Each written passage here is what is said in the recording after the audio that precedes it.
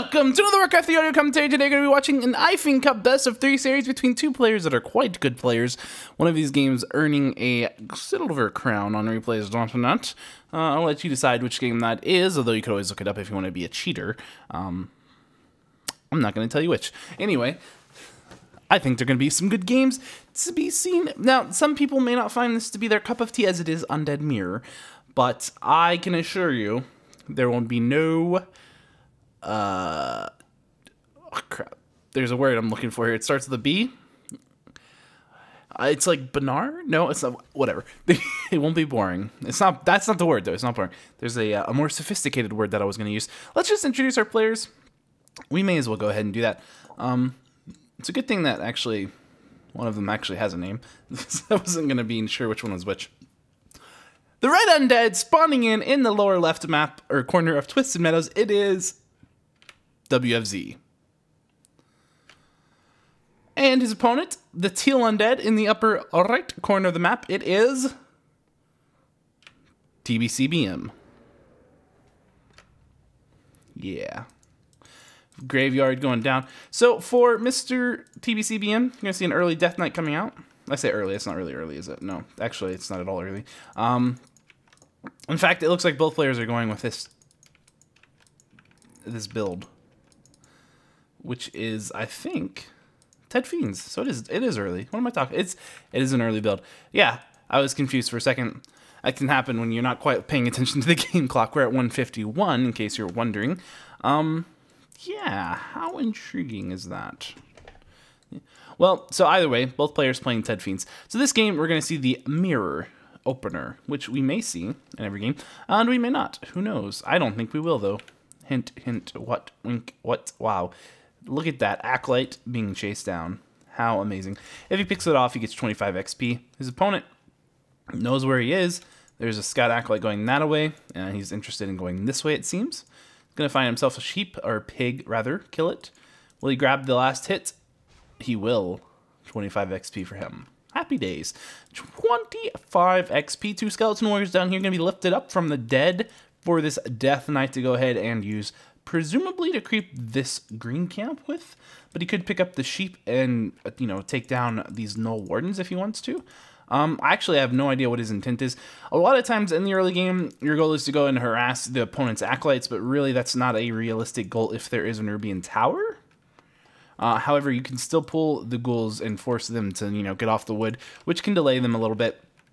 So we'll see what happens here, because I really have no idea. TBCBM, however, definitely going for the green camp. And it does look like WFZ is going to go for the Acolyte Harass. There is an extra Acolyte just in case, you know, something happens. He was able to pull that back from this base over here. That's a Scout Acolyte coming in. Yep, so he has been able to basically slow down the lumber income, and he's going to be able to slow down the gold just a tiny bit. So this is still a resource advantage, but he's going to be doing it at the cost of trading XP out. We can see 45 XP on WFZ's hero. Going to go ahead and knife a nice coil on that Skeleton Warrior. He's not going to quite pick that Fiend off, although he might, or Acolyte off rather, but he might be able to get this one as it's running away. TBCBM actually has lost an Acolyte. I'm kind of surprised by that. A little bit sloppy play there, because he doesn't need to. In this case, he really doesn't need to. He's got an Urbian Tower. He's got plenty of little holes he can micro these things around, but he's not quite doing that as efficiently as he could do. But, you know, there are quite a few. He's used every one of his charges of skeletons, so there have been quite a few skeletons actually here. So a very, very strong harass. And of course, we kind of saw it there, but it kind of missed it as an Acolyte, another Acolyte going to get picked off, which is insane that he was able to kill 2 Acolytes, which may not seem like a lot, but that actually is quite a bit of mining time and gold that we're going to see TBCBM down. But this poor undead did get surrounded on his Death Knight. Poor WFC had to TP out. Kind of bad for him. Took a lot more damage than he probably wanted to on his Death Knight as well. And 74 XP compared to 481. 81. Okay, so he did get a couple of those skeletons. So that's not too bad. It's not too bad for either player, really. It's definitely better for WFZ, though. As you can see, this losing that time with that extra Acolyte is going to hurt. If we look at the economy, 21 supply, or let's say 24 for TBCBM, compared to 25 for his opponent, and the difference of about 100 gold. So about 100 gold. which is significant, and it's only going to take, it's only going to keep getting bigger and bigger between that. Also, of course, we've seen 2 Rod of Necromancy being picked up for the red undead, and of course 2 for the teal. So I'm not sure if that's an interesting point or not. Undead Mirror, it's never been my forte, I'll be honest. I've never been a big fan of it, but at least not when the strategies are pretty much so similar, but we'll see. Of course, these base builds also very similar, having the very forward Nubian tower, which is always really good for you because if someone comes in to harass your base, you want to be able to really affect them all the way outside here at the edge of your creep even, or blight even. And we're going to see TBCM trying to do some similar harass to these acolytes, and perhaps even succeeding.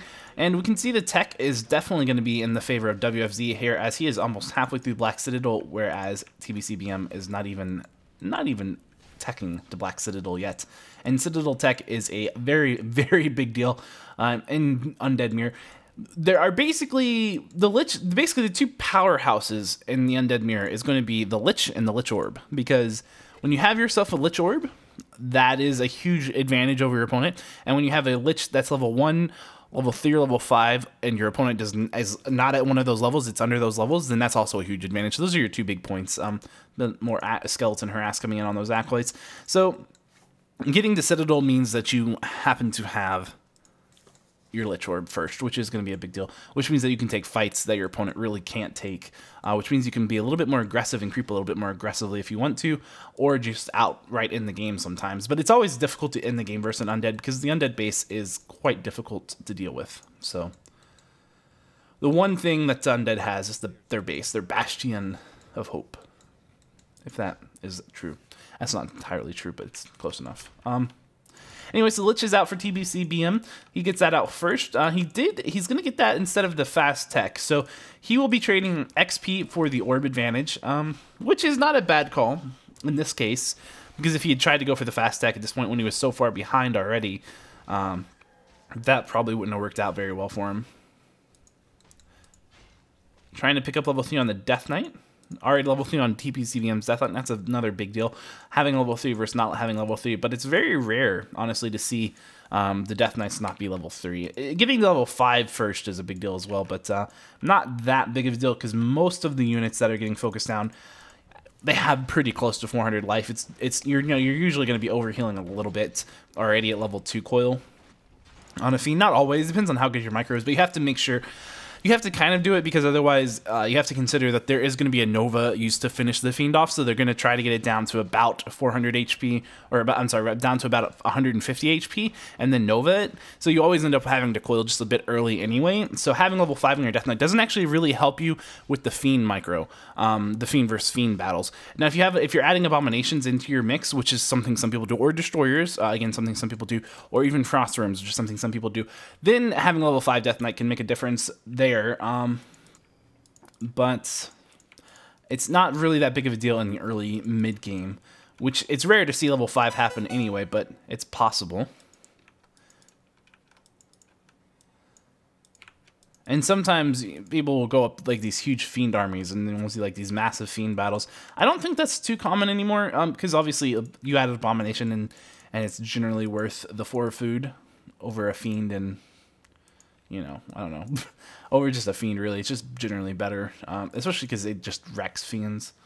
Dark Ranger has been added as the 3rd hero for WFZ, so he's going to go ahead and not really... One of the things that you're doing when you do this is you're going to basically say, well, my Lich and my Dark Ranger are both going to get level 2 before either one gets level 3. You can always creep up your Lich a little bit more and try to get level 3 first, but it's a decision. We're going to see this fight going on right now, and just focusing the Lich. Focusing the Lich is a very common tactic. The Lich has less life than a Fiend at level 1 and at level 2, unless they have really good items. And it's also a much bigger impact unit. The silence on the Death Knight for TBCBM going to be a little bit of a pain. He's going to have to run away, though. He's getting focused on as well, and that's as big of a deal as losing a Lich, obviously, because you can't fight without the Lich, and you can't fight without the Death Knight. You're going to see a bit of good micro there, but unfortunately, the Death Knight was able to kind of just attack right through that little Fiend block anyway and take that last Fiend down. or that first fiend down, first kill of the fight. WFZ going to take the fight. And really, it makes sense when you have a Dark Ranger. That's a pretty big deal. Having silence means you can choose when your opponent can't cast coil, which is one of the ways that you get to pick units off. Because obviously, the Death Knight's really good at just saying, I'm going to keep this unit alive. I'm going to keep this unit alive. You have two options to deal with that. Either you can split your focus fire to do two different units, and then basically they're going to micro both of those units back, and they're going to choose one of them if they want to coil it, if they want to keep it in the combat. And this is not a bad play to do, because if they're forced to micro units back, then naturally what happens is they have less firepower coming out, and so you can actually kind of take an advantage that way. But of course, your opponent's going to be doing the same thing to you, so it kind of evens out. And that's why these fights can be long and drawn out. But with the Dark Ranger, you can actually go ahead and cast a silence that says, but you can't coil, and I'm going to finish this guy off just by focusing one down very quickly, and you're not going to have time to run him away. Now we're going to see a Force TP. WFZ is forcing it as he comes to this base. He does have a Scroll of the Beast, so he could pop that if he wants to right now, but he's going to be fighting against Defender's Advantage, doing it anyway, just saying, let's try to kill this Lich. Can we get it? He's going to be able to buy a health potion from the shop while the Death Knight is silenced, and this position is not too great for WFZ. He's probably going to have to get out of here. He's going to take one Fiend loss, and he's fighting against Ghouls as well. An Abomination now coming in for WFZ. We're going to see a little bit of focus fire onto that Death Knight, but not too much. Mostly just keeping him slowed so he can't micro where he wants to. Another Fiend going to go down for WFZ. The Lich for TBC being in a lot of trouble here. There's not going to be a coil because, again, the Death Knight was silenced, and we're going to see a bit of focus fire on the Death Knight of WFZ, but he does have a Potion of Lesser Invertibility as well as a TP Scroll. We're going to see two more Fiends about to go down, one for each player. One with the WFZ will be a Dark Ritual, which is going to deny XP and give a little bit of mana to the Lich, which is always really fantastic. But this Lich now in a bit of trouble as well, but he does have Potion of Lesser Invertibility. Going to pop that at 59 health, and TBCB, I'm going to keep one of his Fiends alive with a good coil, and we're going to see each player having one Abomination out, one Fiend going down for TBCBM, and that Lich for WFC barely getting away at 88 HP. These fights can get quite intense quite quickly. Unfortunately, it looks like TBC lost that fight, and that Nerubian tower took quite a bit of damage. I don't really know what was attacking it, but it's very odd to attack the tower instead of the units. But it looks to me I think it's clear, even if you lose all your Fiends and your opponent doesn't, if you can kill one of their heroes, that's pretty much always the advantage for you. You can see there's quite a bit of XP on the Lich, quite a bit of XP on the Dark Ranger, and also WFC is going to take the big red camp right here, which is one of the biggest advantages on this map in Undead Mirror. If you can take both the red camps, then you are swimming, because you're going to get two really nice items, and oftentimes you'll get the most important item, which is the Staff of Silence. By far, that's the most important item. The second most important item is the Amulet of Spell Shield, and then Khadgar's, and then it's just kind of iffy. So we're going to see TBCBM picking up a Shredder. He's got two Ghouls now at this point, and that could indicate to, really, I would say that indicates him wanting to go for Frostworms later on. It could just be that he wants to have extra wood, maybe for an expansion later on as well. There's a lot of different options. In fact, he's picking up the Zeppelin, so maybe it is going to be an expansion, as he's going to come over here to this part of the map and creep out. Now, I don't know why he's got a Shade picked up. That doesn't make a lot of sense. You probably don't want that picked up. But that's fair enough, I guess. So what item did he get? It looks like it was the Pendant of Mana, which is 250 mana. And that's another really, really good item as well. It's a fantastic item. You know, it's an extra 2 Novas, basically. 250 mana is, you know... Yeah, I mean, it's a little bit more than two Novas, but it's basically 2 Novas because you get a bit of extra regen. Well, you don't get extra regen, but you get, like, you can see your... mana increases, your mana regeneration rate increases by intelligence, but you can store more mana, so if since you use your mana all the time, you get to regen more mana at once. I'm not sure if I'm making sense here, but it's a good item. It's not nearly as, it's not the island items, the island red drops. I'm getting so tongue twisted. The drops that you can see from this red dragon aren't as good as the 2 drops you get from the land reds, but there are some really, really good items. If you get the Potion of Divinity, that's number 1. Taking the island expansion is really a good idea, actually. You don't really see it too often anymore, but it's a great call because it's such a close expansion to your base. The only difficulty is that you have to have Zeppelins to get over there, or if you have an air army, then you're pretty much okay. And that's why I think air armies are really, really strong on this map if you're going to go for that. So Frostworms, pretty good. And if you go Frostworm heavy, that's always a very viable option to do. It's a very unit focus heavy way to play, and also it takes a lot to get to that if you're going from Fiends to transition into it, because if you only have 1 or 2 worms, it's not very good, but if you have a bunch, then it's pretty good. And if you go Gargoyles, go Garg into it, then that generally works also incredibly well and is an easy transition. We're going to see Anti-Magic Shell out for WFZ, so he's definitely opting for this. Now, this is really good because, obviously, if your opponent's going Frost Worms, they can't really do a lot versus Anti-Magic Shell. And also it stops Frost Nova. And we're just seeing him focusing down on the Slaughterhouse. Gonna see the Red Drake has been summoned just to go ahead and add a little bit of additional firepower to this fight. Gonna see a nice silence on the Death Knight to take one of those Fiends down. And we're seeing, is he going to go for the Banshee? He's trying to kill the Banshee. Not going to be able to quite do it. He pops AMS on himself. And we're going to see a Fiend and Abomination going down. Maybe potentially up. The Fiend will live, but the Abomination is going to get coiled up. Or, no, the Abomination died and the Fiend got coiled up. The Lich for WFZ is in a bad spot, but he's going to pop that Potion of Lesser Invulnerability at 37 life. We're going to see one of TBCBM's Fiends going down right there. Going to turn into a Skeleton and then immediately have that Skeleton Dark Ritual for more mana. WFZ passing the potion or the pendant of mana over to the Death Knight to give him 610 max mana, which is a lot of coils. Gonna see a couple of destroyers out for TBCBM. Obviously, he can't focus these guys who happen to have anti-magic shell because he does magic damage and they're just absorbing it. The Shredder has come out to play. He's just going to be taken down, not really having done a lot here, and WFC's Lich is in a bit of trouble as it's being focused fired down, but it still has a Potion of Lesser Invulnerability and potentially a coil.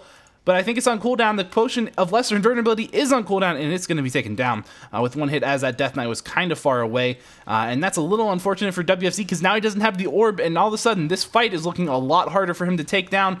He's going to focus on this Fiend. He's going to go ahead and coil it and then TP out at the same time, more or less. Can he see this Fiend staying alive? It will stay alive. But this Fiend right here, not probably going to be quite so lucky.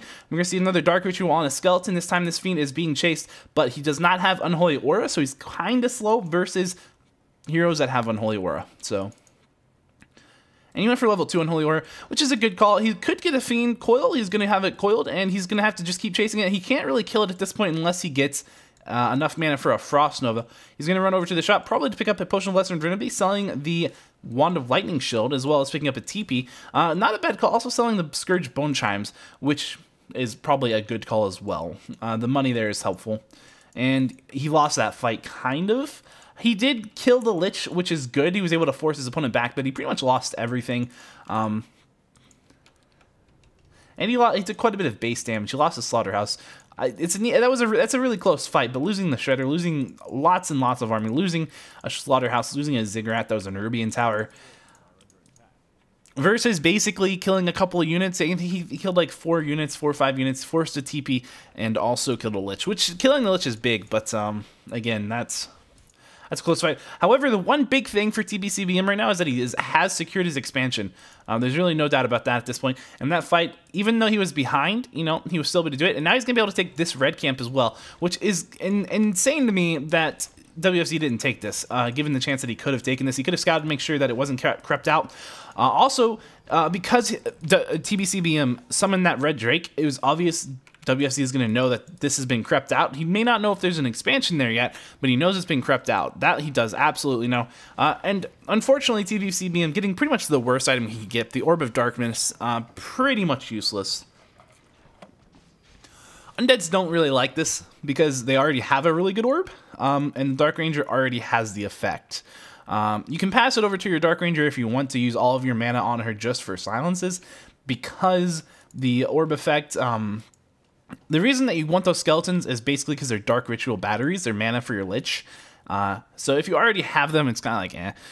And obviously they can be food for destroyers, but we're not really seeing WFC go for that. He's got a meat wagon now, so basically he wants to take these long engagements here, live, and then have the meat wagon just kind of beat down on key buildings, preferably Ziggurats that are in the back, but just about anything, depending on the position he can get.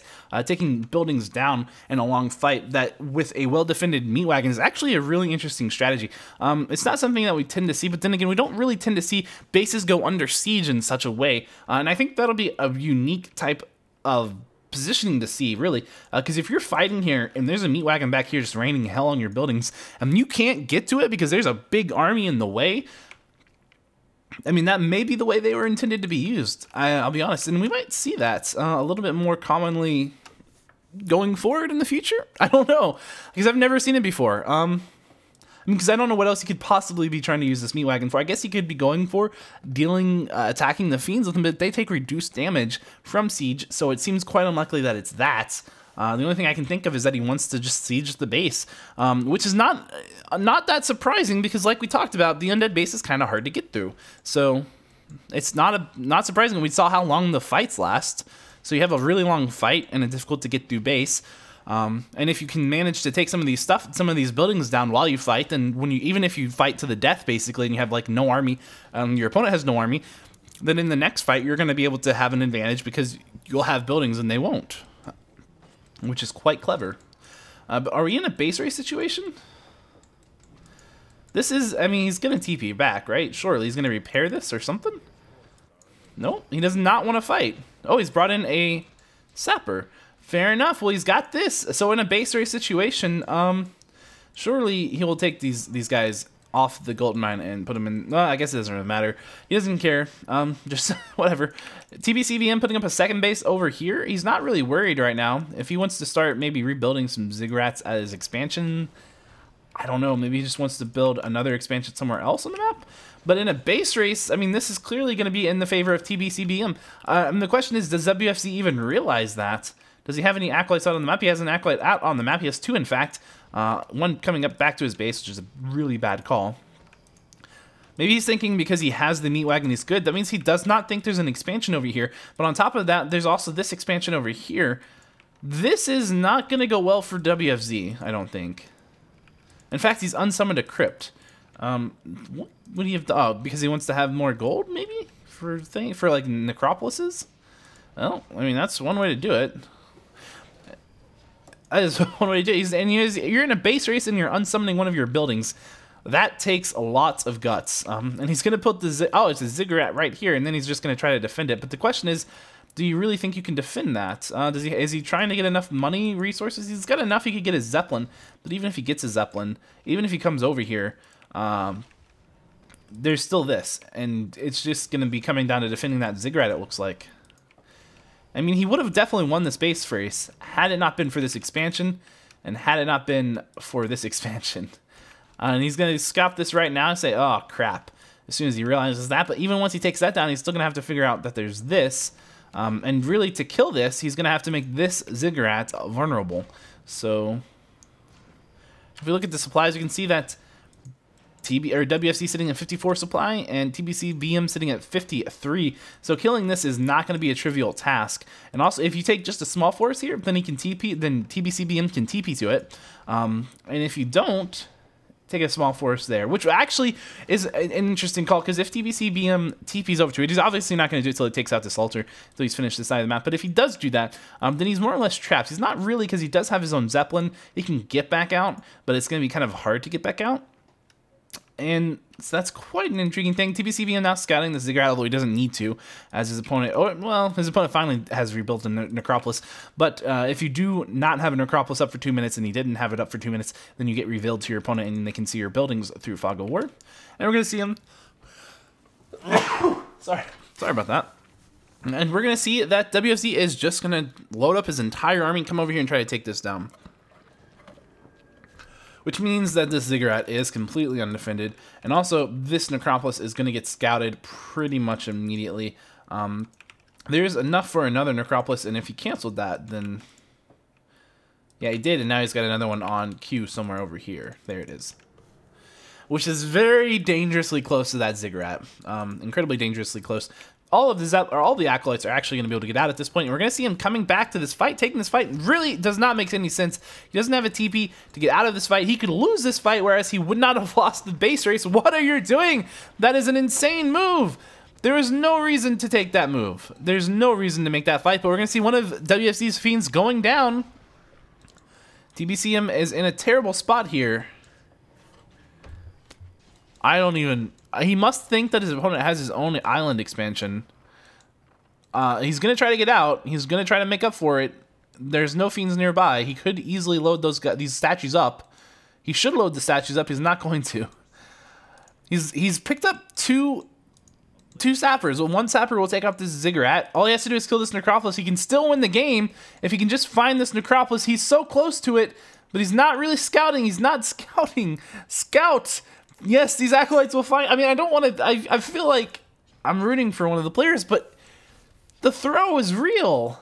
He's found it. He has managed to find it. Just go down and kill it. Kill it. Attack it with your acolytes. Oh, gosh. It's clearly the last building.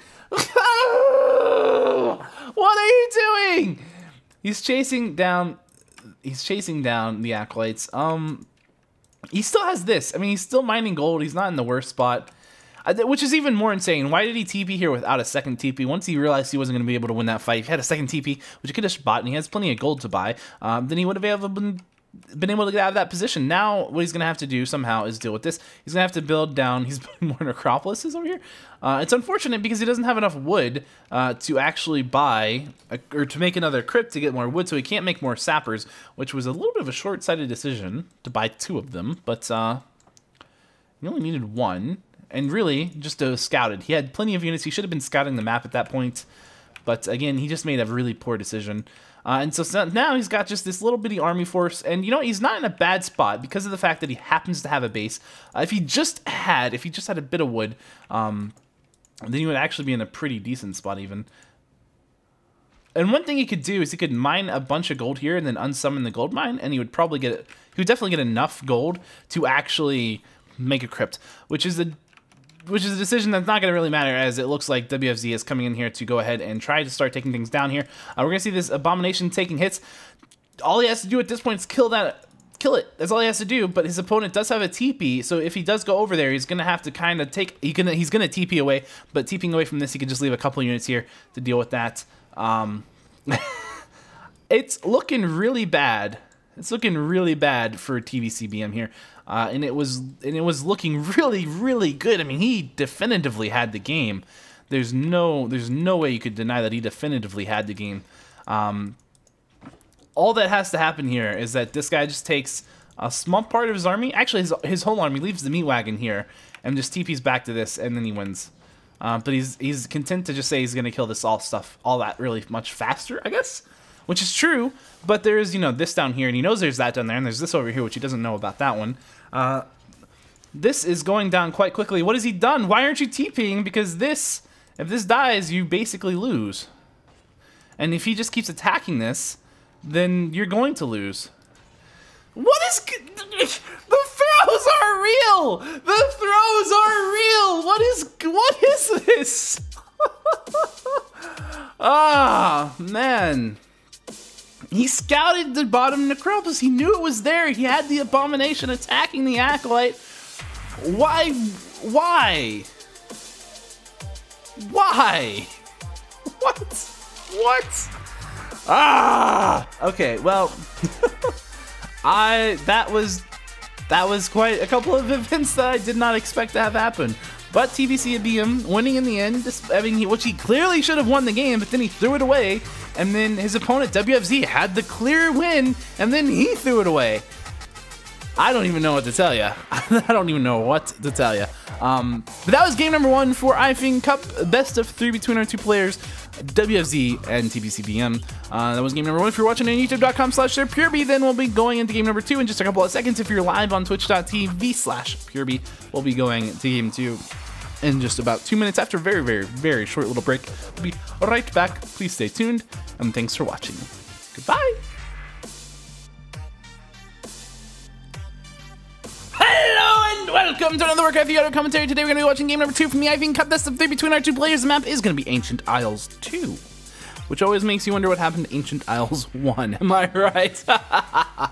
Oh, what a knee slapper. Yeah. Let's introduce our players. In the upper left, we have King of Throws himself, WFZ. What a player. What a thrower. And his opponent down in the bottom right, the map is going to, well, you already know the map is. The yellow one dead, it is none other than TVCBM. In this game, we're going to see, it looks like another Ted Fiends build from TVCBM. And again, Ted Fiends build from WFZ. Now, the openers are going to be the same. That does not mean the heroes will be the same. They may be the same, but they don't have to. The Ted Fiends build, very flexible build. You can go Lich or Death Knight. Well, we're going to see Death Knight out of TVCBM, and we're going to see Death Knight out of WFZ. That's okay, though, because, again, you know, That's okay. So the opening is a little bit slow in these games, but this is still a fast opening. It's a fast opening. It means that there's going to be some kind of interaction in between the two players. Once again, the bases here are a little bit tighter, and tighter bases are, generally speaking, a little bit worse for harass than open bases, because you can block the little holes a little bit easier, and because the Nubian Tower is going to have more coverage of your entire base that matters. The one thing about tighter bases, however, is this: that if you do go in with a significantly sized force, then, which, you know, 6 skeletons or 8 skeletons, then even though it's tight, it actually becomes harder to micro your units around safely and to freely keep them alive. So there's benefits in... Well, sometimes, you know, you don't rally your hero correctly, and you have to cancel your graveyard, which, you know, it's not the biggest deal. It looks bad. It looks really bad, and it's not good, but it's not the biggest deal in the world, because it's only gold. You're not losing wood. You only lose, like, 40 gold-ish for doing that, roughly. So that's only delaying your tech just a little bit, and he's going to go ahead and put down a second Ziggurat. He's just going to have, he's like, screw it, we're just going to have a little bit of a slower tech. In last game, I lost a little bit early on. You know, there was a bad harass that he did, and so this time maybe he's going to do it again, but that's actually not the case. WFZ doing a bit of mind games. He's going to go for the creep instead. He's not going to get that one. He's going to have its coil stolen. It's 20 XP down, but he's got 48, so he's not too unhappy about that. You see one of those skeletons going down, so that should put him up to 32. And another one, maybe. Sometimes people will coil these skeletons to keep them alive in the early game, which is not a terrible idea. You're trading mana to prevent your opponent from gaining 12 XP, and also you can use it as a combat unit. It really depends generally on what the duration is on them. If, you know, if it's a brand new one, coiling it is a lot, you know, easier to stomach than to coil one that's about to expire. But sometimes you think, well, I don't want him to have any kind of crazy XP advantage over me, so let's just go ahead and do it like that. Let's coil it. Why not? We're not really going to see too much happen from this harass, I don't think. But he is going to be able to force the Fiend to... Actually, he's out of range of pretty much the Nubian Tower. He's out of range of pretty much everything other than this Fiend. And so he's just slowing down the creeping a little bit of his opponent, which isn't too big of a deal, because that's kind of his focus. So the Undead WFC is still staying in his own base, and we're going to see TBCBM trying to take some creeps off this side of the map, which is good. It's a really good play. It's kind of saying I want a stronger mid game, but I'm going to give up my early game because I'm taking a lot of damage on my Death Knight here, which I don't need to be taking because I could actually micro a little bit better, and then the Null Overseer would just be running around instead of trying to kill me. But no, it's okay. It's not a big deal.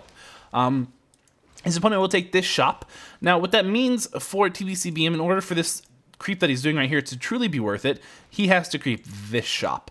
He needs to take that XP, and he also needs to take this camp right here. And he needs to do so while WFZ is creeping his own side of the map and not TBCBM's side of the map.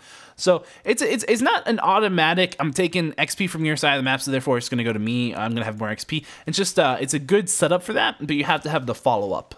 So that's key. Because obviously, and that's going to be a little bit difficult because of the amount of damage he's taken on his Death Knight, and because his tech is a little bit late. He doesn't really have a lot of Fiends out right now. He's got 2, which means his creeping is going to be a little bit slower than his opponent's, because his opponent has 2 Fiends out as well. Why doesn't he have a 3rd Fiend out? Where is his 3rd Fiend? I don't actually know. Don't know why he doesn't have a 3rd Fiend out. He should, but I guess the early game was a little bit messy for both players then. In fact, TBCBM somehow has more Fiends out despite having to cancel his graveyard. Well, there you go. Here's the 3rd Fiend for WFZ. And a Slaughterhouse as well as a Quick Tech. Once again, WFC favoring the Fast Tech. And we're going to see that coming out for TBCBM as well, which is a good call. He's not behind this game from the early game going really poorly for him. So I think he'll be fine. WFZ stealing a bit of green XP outside of TBCBM's base. And we're going to see TBCBM coming in to defend this. Will he fight? He will fight. But he's going to have to deal with these acolytes being harassed by those skeletons a little bit separately, which basically means he's got no chance of losing this fight because there's no skeletons in it, which gives it quite an easy advantage. But WFZ, he is just going to focus on that Death Knight. No, TBCBM's focusing on WFZ's Death Knight. Huh. Well, there you go. TP1 no Reno. and one Fiend going to be donated to his opponent. No? What? Ah! Why wouldn't you? He could have blocked that. He could have blocked that if he wanted to. He didn't even try. He didn't even try to chase it down. It was just.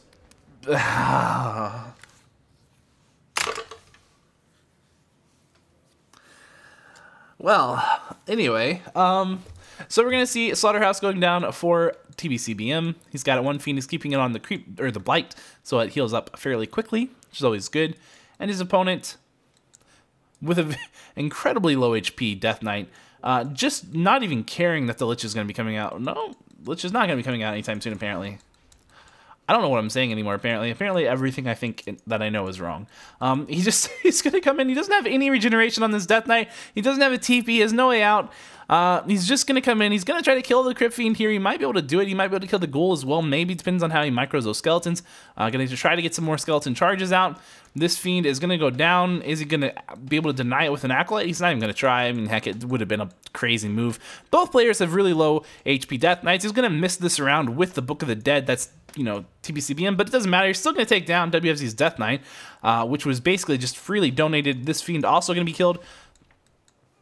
I thought I understood Undead Mirror, but, you know, these players are making me realize I have no idea what's going on, because I don't think any sane person would just be attacking like that. That attack was insane. What was WFZ possibly hoping to accomplish? I mean, he could have crept. He could have crept this, and his opponent was creeping. He could have crept this. He could have crept this shop. He could have crept. I mean, he could have came up here and crept his red. He could have crept this orange. There's all sorts of things he could have done, but you know, he was level 3 on his Death Knight, maybe. So he just said, "Screw it." Maybe I don't know. I couldn't tell you. It doesn't make any sense. He's not even level 3. He's level 2 on his Death Knight. What am I talking about? These players are confusing to me. I don't know. But either way, once again, we're approaching late game, and I guess it doesn't really matter that much. Both players are so even right now. I mean, TBCBM in the slight lead. As strange as this early game has been, it's just showing one thing, which is that in the early game, it just doesn't matter. Losing a unit, here and there, it's not that big of a deal, because these fights are the kind of fights that can just drag on and on and on. And when you're both just rushing to tier 3, losing a unit or two, you know, a Death Knight or 3, doesn't really make that big of a difference. You know, using a Book of the Dead early is perfectly. Actually, using the Book of the Dead early is a really good idea, because if your opponent goes Destroyers, then you can pop a Book of the Dead and just give them a full mana Destroyer for no good reason. So that's okay. Also, he's using it as a pretty good scout. And what item? Healing Wards. Healing Wards are fantastic items, but not really good for fights in Undead Mirror. They're really good for creeping. You can save some mana on your statue, you know, or have your statue just on mana, which is a good one for your, you know, your mana. But you don't really want it in a fight, because these are a bunch of ranged units that can easily maneuver around a little bit by themselves and just pop off a pot shot and kill a healing word. So they're not that great versus in the fights, but they're pretty good if you're creeping. This map doesn't have a lot of creeps, so we went ahead and sold it, which I think is a pretty good creep, or a pretty good rule. Most of the maps are already crept out. I mean, the red camps this has a bit of XP on it, but that's an easy creep, that's an easy camp. Both of those are pretty easy. All these camps are pretty easy at this point. This possibly being the hardest one, but with web, it's pretty easy as well, so. I mean, a statue and Unholy Warrior, you're pretty much good. Picks up the Tomb of Agility onto the Death Knight. He doesn't have his Dark Ranger out yet. That would have been good for the Dark Ranger. I would have put that on the Lich, because the Lich could use the attack speed just a little bit more than the Death Knight. I mean, the Death Knight gets armor, but really all around, the Lich would have been better off with it. 2 agility, probably not going to make a big difference, but, you know, still, it's nice. Also, this Lich is on crack how fast it's moving. I mean, holy dear lord. But he's coming in, he's attacking the Nubian Tower. If he can kill that, then the fight becomes a little bit easier, but it's not really a big deal. The Dark Ranger coming in as well, because obviously you're still getting slowed by the Black Citadel. And the fight for the right to kill the Dark Ranger. WFZ's Dark Ranger in a good bit of a bad spot, and he does die. We're going to see potentially this TBCBM Lich going to have to pop a Potion of Lesser Invulnerability. Now we're seeing WFZ's Lich getting focused as well, but he has a Potion of Lesser Invulnerability, popping it at 24 HP, and the Death Knight for TBCBM is going to be forced to TP out at just 130. one statue down. I think that was WFZ statue. I think so. And his opponent, TBCBM, morphing both of his statues into destroyers, which is a fair call. Very fair call. TBCBM sitting at 54 food out of 60, and WFZ sitting at 49 out of 50, which means TBCBM has to go back and fight. Again, he doesn't have a choice. If you're sitting in upkeep, you have to fight. You have to fight, especially in this matchup. You have to fight. And he's not really doing anything at that shop. He's just having to run away from his opponent. And that award is going to be WFZ's. So, gonna maybe go for the coil. Wait, the coil. Gonna go for the Lich, I mean. Gonna go for the Lich. Silences the Death Knight. Can he get the Lich? The Lich is gonna actually die. That's unfortunate. A really good silence and a really good creepjack.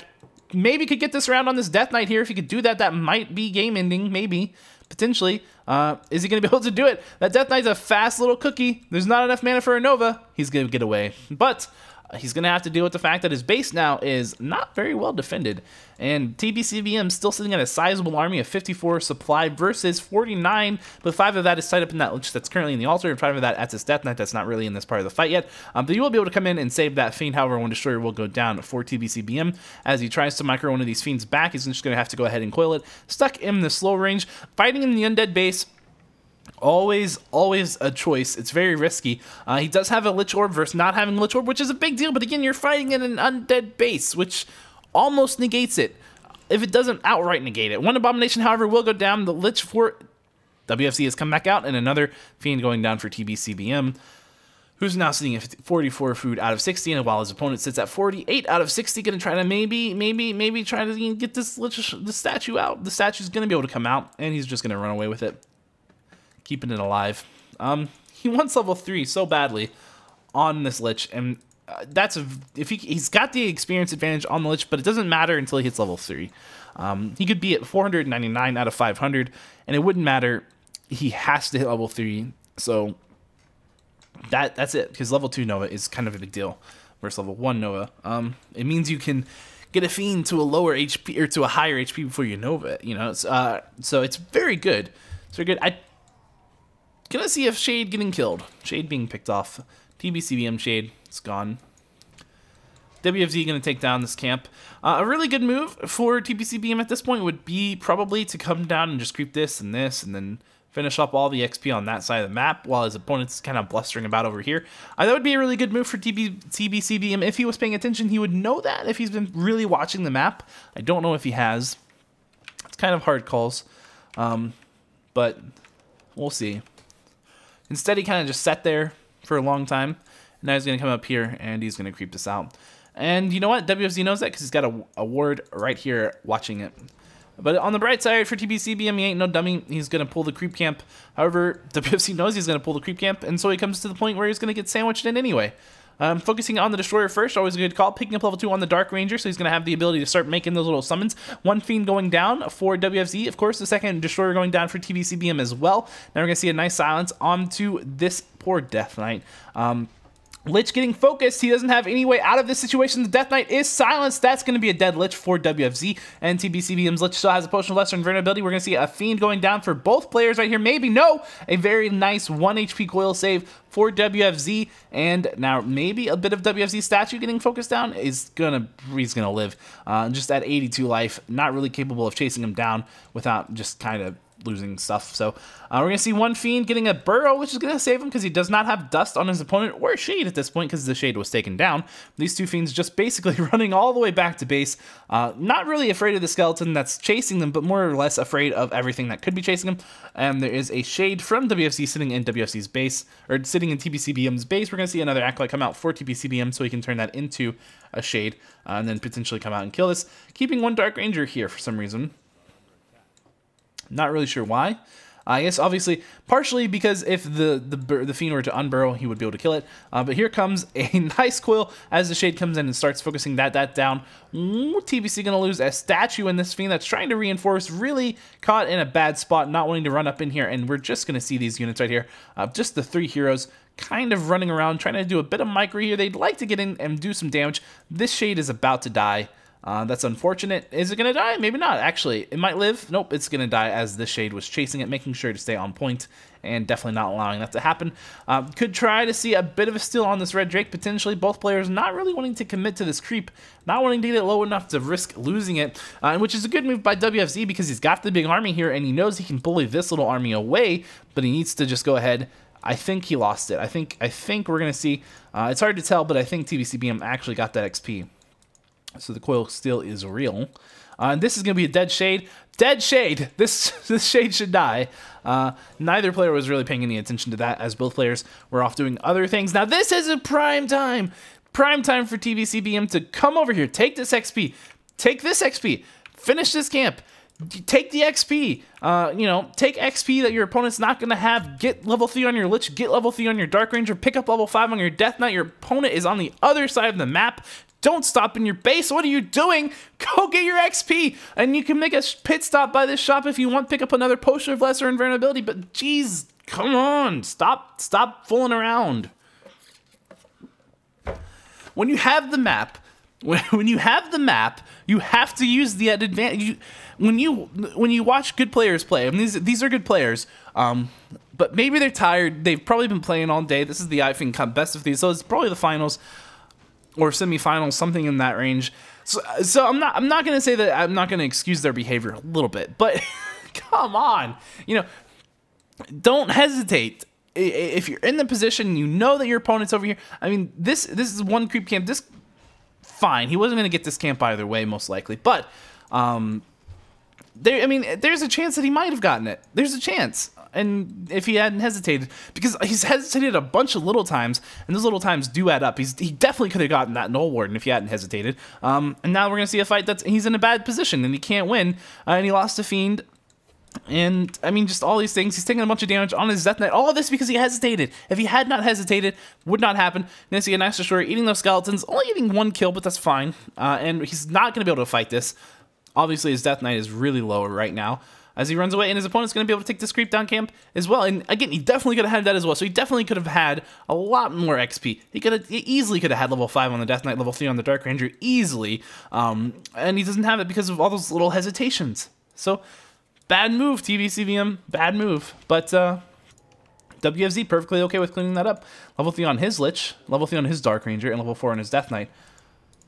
Which is a lot better than TBCBM setup. I mean, a lot better, because he's 4, 3, and 2. Having level 2 on your Silence is actually quite significant, but this is a really bad fight position for WFZ. However, he doesn't care as he's focusing down. The Death Knight goes down to a Nova, and he had a TP. He should have TP'd out, but he was trying to play a little bit greedy there. Again, don't hesitate to TP.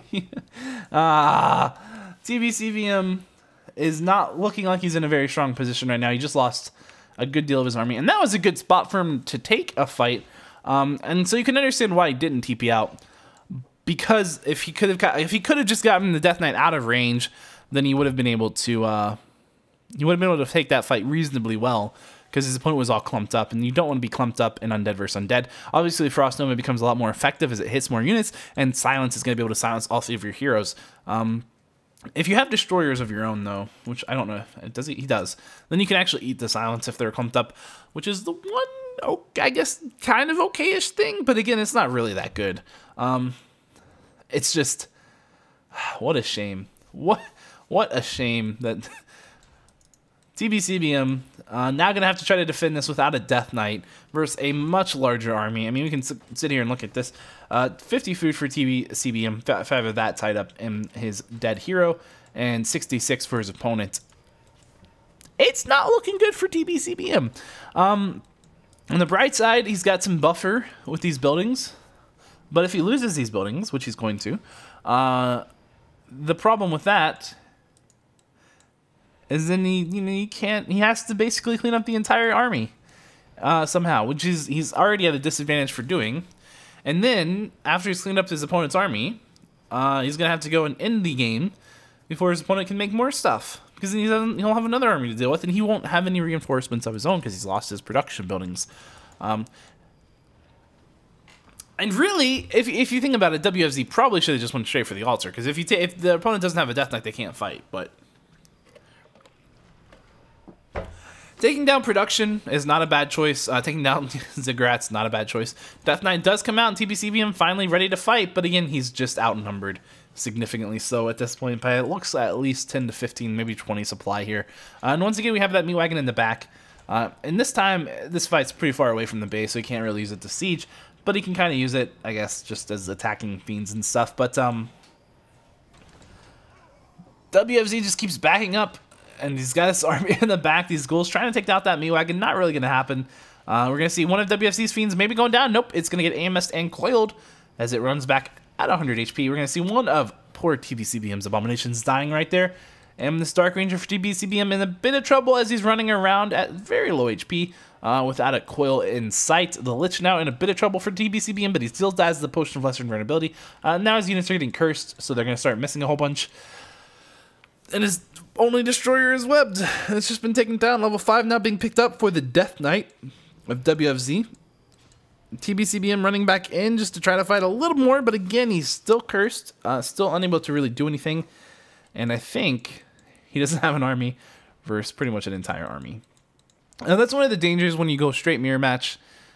If you get behind, it can really snowball. It can quickly snowball, and it's not quite a little snowball. There's no coils left for TBCBM either. He's sitting at 44 mana. You could wait a little bit and get one more, but his whole base is going to die at this point. We're seeing him try to build another slaughterhouse desperately, which is a good call, but he's just going to go ahead and call GG. If he was able to win that fight at all, having the slaughterhouse back up would be the right choice so he can make another statue. For the hero versus hero, that would have ensued, but that would have required him winning a very difficult fight, and he wasn't quite able to pull it off. Really odd. That whole game comes down to the fact that he kind of threw away his Death Knight there at the end. And also the fact that he threw away so much free XP on the map because of his hesitations, which are understandable again if you're playing, because you're like, can I fight? Can I fight him? Can I not fight him? Should I creep jack him? Should I not creep jack him? How aggressive should I be playing? But really, either play super aggressive, or don't, and just take the map advantage, which I think he would have been better served by doing. But that's game number 2, so it's now tied up 1-1. That's ifeng best of 3 if you're watching on youtube.com/SharpFury. Then we'll be going right into game number 3 here in just a couple seconds. If you're on twitch.tv/Fury, well, then we're going to take a quick little break, and we'll be right back in just about 2 minutes. So please stay tuned. Thanks for watching, and I'll see you next time in just a couple seconds, or minutes, depending on, yeah. Hello and welcome to another Warcraft the audio commentary. Today we're going to be watching the semifinals best of 3 for ifeng Cup between two of our really good players. This is game number 3. The score is obviously tied up at 1-1 because it's best of 3. This is game number 3. So let's introduce our players, and then we'll introduce the map, which is probably a very familiar map to many of you, but we'll see.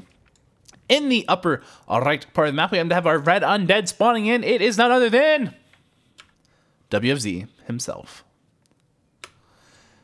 Going with a Ted Fiends build. In the lower left, we're going to have the Till Undead spawning in, none other than TBCBM.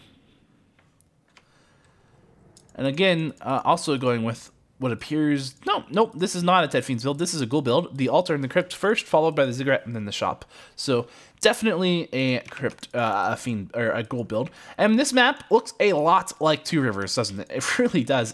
Clearly, it's based off of Two Rivers. I saw it and I thought, okay, this is Two Rivers, but there are some slightly different things. I don't think this is on Two Rivers, and I don't think this area is quite this big either. I think it's a bit of a smaller choke point.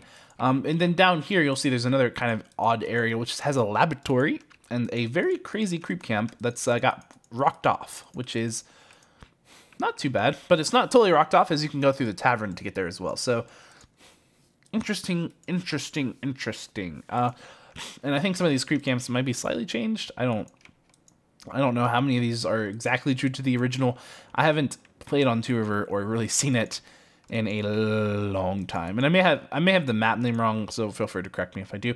This is one of those maps. It used to be really popular early on, but it's a very asymmetrical map. And so, there's, depending on the race and depending on the matchup and depending on the strategy, you may end up in a completely differently balanced position based on the map, but based on the spawn, as you can see. But it's very strange, but it looks like they've kind of made an attempt to balance it out a bit. I don't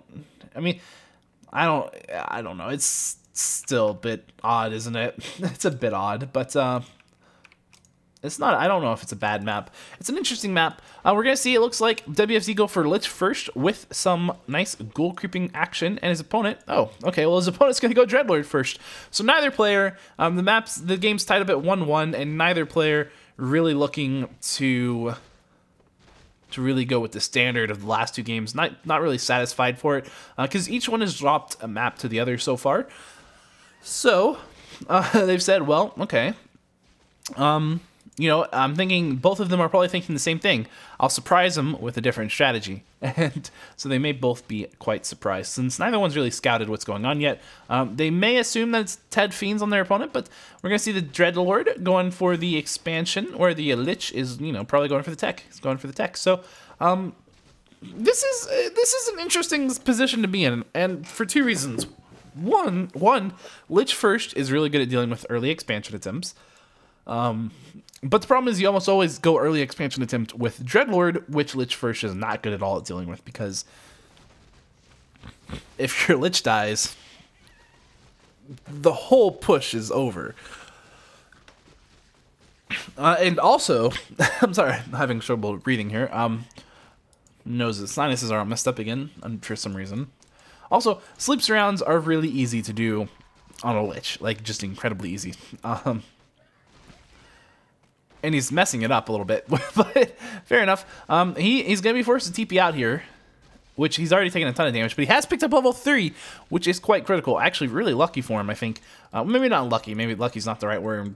Picking up the Claws of Attack +9 on the Dreadlord.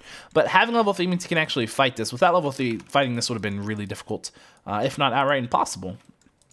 But his opponent's going to have a late tier 2, and he's obviously going to have the ability to win any kind of Golgarg fights. So we're not going to really want to see the Lich going for that. He's going to want to go for Fiends, because he's going to have... I mean, this guy has Vampiric Aura, which means he pretty much wins all the fights. There is one slight advantage that he's going to have a higher Frost Nova level on Reds, which is good if you're kiting Golgarg. So he could maybe do it, but it's going to be hard. And it's going to be very dependent on not allowing your opponent to creep up his Lich, which is difficult on a map that... Looking like this is fairly large, and there's a lot of... When I say it's fairly large, you can say this is a small map, but if one player is creeping this, the distance to run from here all the way to one of this red and then this red is quite large. So you'd have to contest these two reds before this one can really be crept, if you're trying to prevent your opponent from hitting a critical level, such as level 3, which would basically mean that he would win the Garg versus Garg. But again, that's... You know, is your opponent even, you know, that depends. Is he even going to try to do a Garg versus Garg? Who knows? You know, who knows? And also, if you're in Undead Mirror and you see your opponent has a Dreadlord first, just assume they put up an expansion. That's pretty much the whole point of the build, is to have an early expansion that is very defendable. Because you can't fight the Dreadlord first early on. He'll just sleep surround your hero. And force you to TP, and then if you come back, he sleeps around and kills it. So,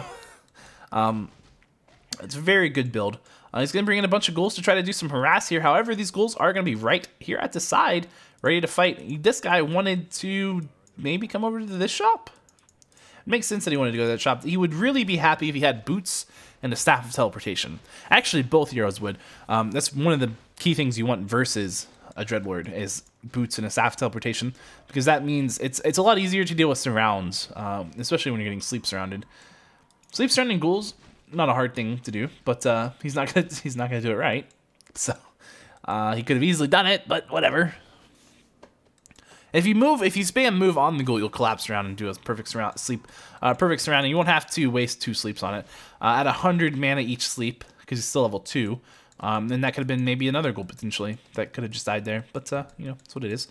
Now, does he know that there's an expansion up over here? He does not know it, but he could maybe assume that that's going on, maybe, and he's going to check it just to be sure, and he's going to find out very easily. So, sleeps around on the Lich would really be key here, but because he's got level 3 on the Nova.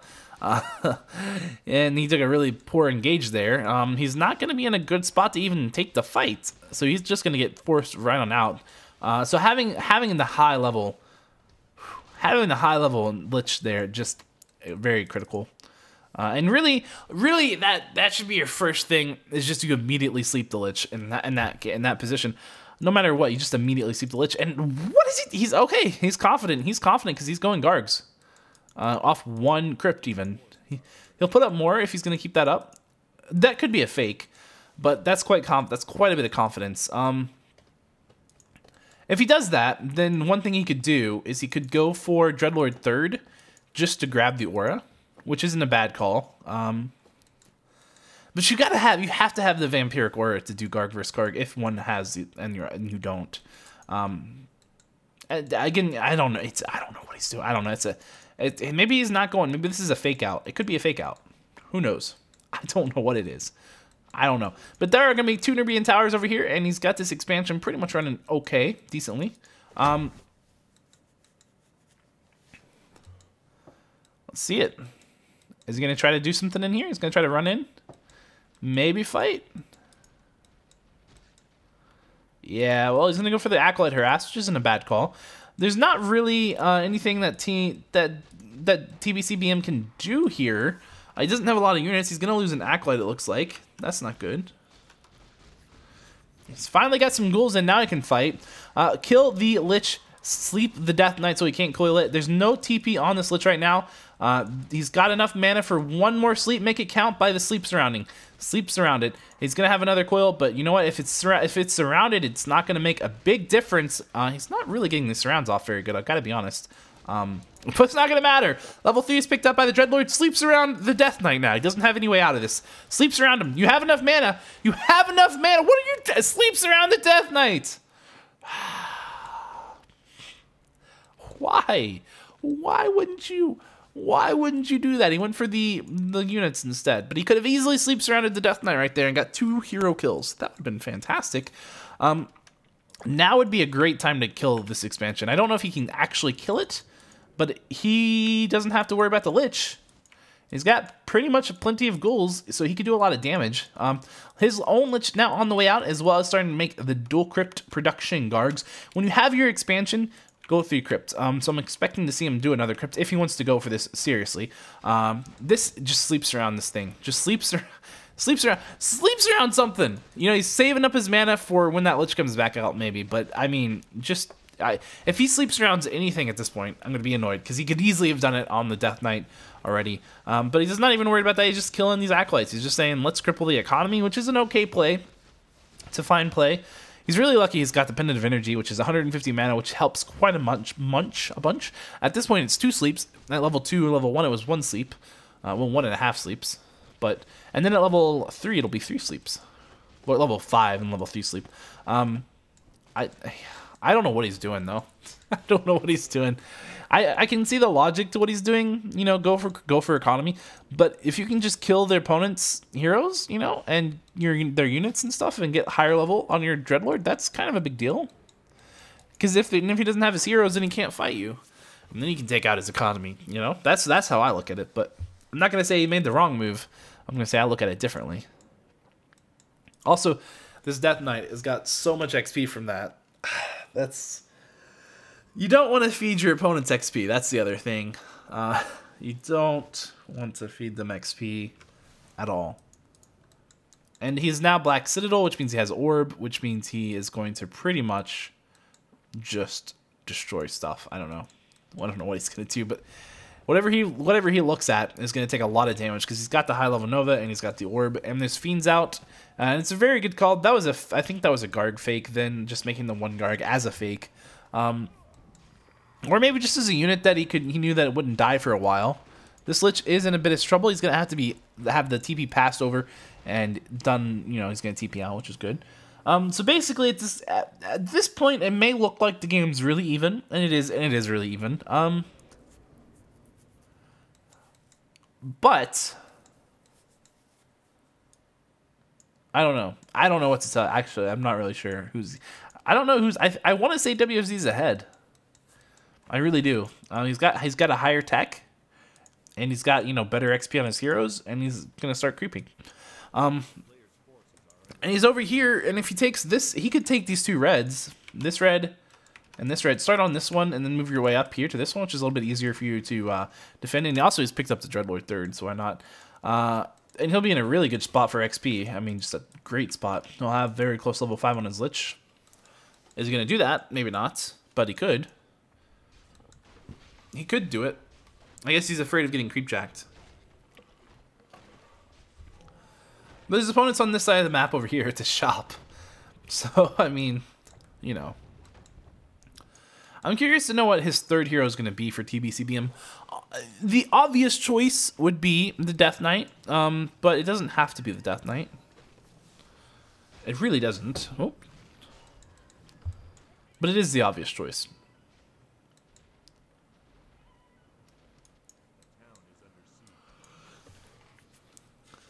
And the attack. This is a very light-hearted attack during a C. But it could be enough. We're gonna see maybe the orb getting picked up here. Maybe he's out of shop range. He can't buy anything. He's gonna just lose his Lich. Ouch. But here come the Gargs. That are a couple of them very low on life. One Nova would be really bad here. One Fiend. I'm gonna web a very low HP Garg. Will that Fiend go down? It will go down, as the Death Knight was slept, and the Dreadlord also slept for TBCBM. It's a very strange fight.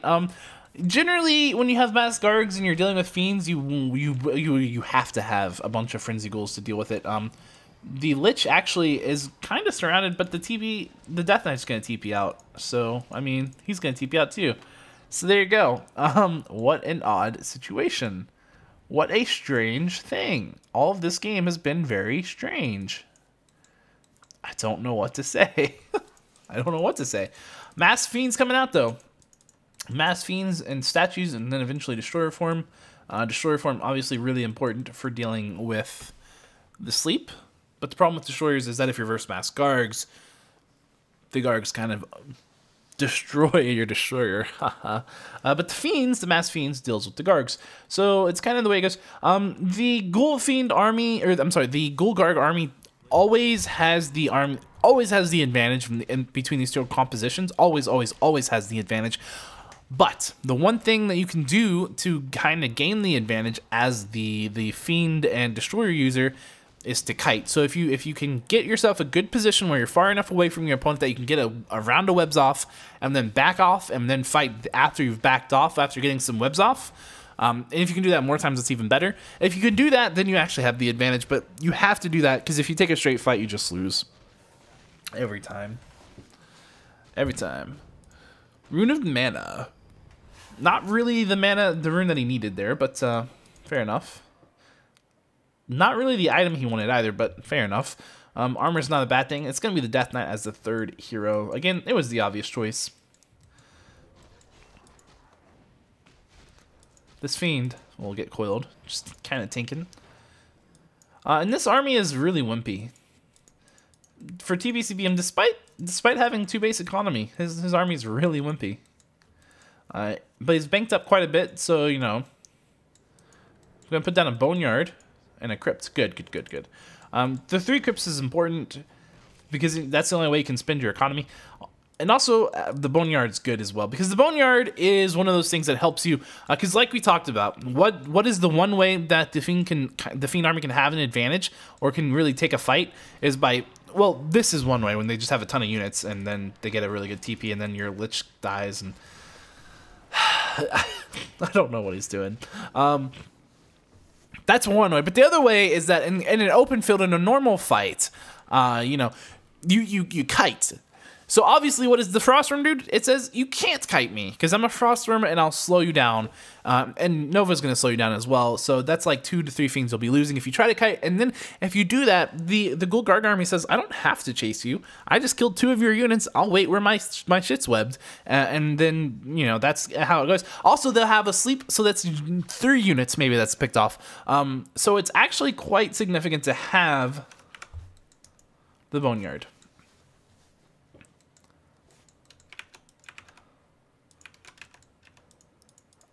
This is such a strange addition to this map. I don't know. That red is so weird. Parts of this map are just really strange. But anyway, he was trying to take down another expansion, and that's what TBCBM needs at this point. He needs more expansions. He's going to find it a hard time to do because, you know, his opponent's just going to keep running up through this way and attacking, it looks like.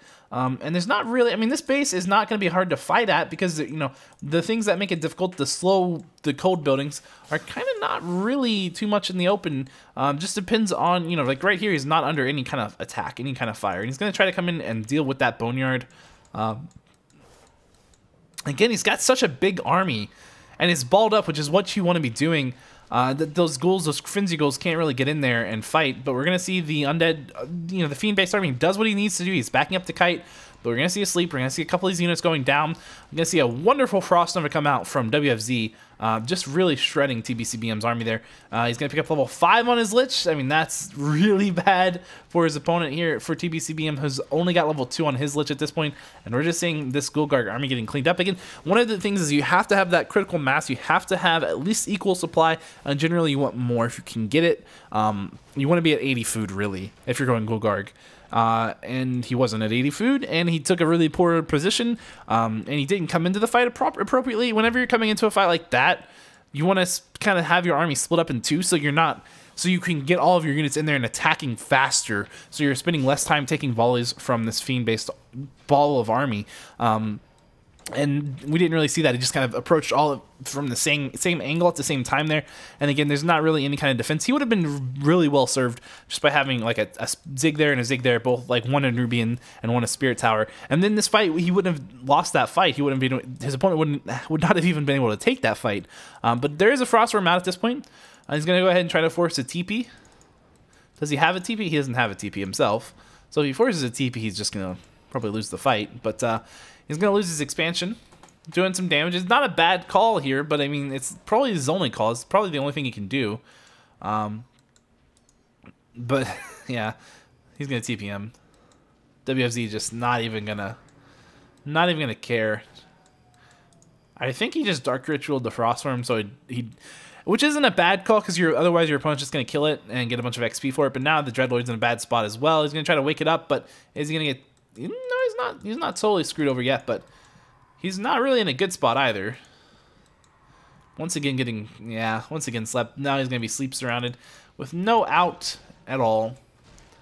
Maybe a coil. Maybe he can't pass any items, so he could maybe. Yeah, there's just no way. Too much XP and too much really good play by WFC. TBC gonna GG out, and that was game number 3. So thanks for watching. What a great game. Interesting series. Again, odd series. It wasn't bad. There was a lot of good moves, but there were just some really strange question mark moves. Like, what are you doing? But that game TBC just really did not have what he needed to make that work. And to be fair, going versus Lich first, where he got that level 3 so fast, that really killed TBC's early game. TBC did not have a level 3 for a long time. And then again, he could have easily killed the Death Knight, and the Death Knight in that secondary attack after he got the sleep surround and killed the Lich. When he went and attacked WFC's expansion, he could have again killed the Death Knight when it was level 1, before he got a bunch of XP. And he could have done some really massive damage, and then he could have really just destroyed the economy. But he didn't. He went for the economy straight up instead, and he lost, and he just fed a lot of XP, lost a lot of units. And again, when you're playing Gulgarg versus that, you have to have a lot of units. You have to have that critical number. Otherwise, your units just get kited around, and yeah, it's not very pretty. So, also, again, just being so far behind in the Lich level just really wrecked him as well. But anyway, that was the whole series. Thanks for watching. I hope you guys enjoyed it. Despite the oddities of the matchup, the first game was actually, I think, pretty good. You should definitely watch it if you didn't.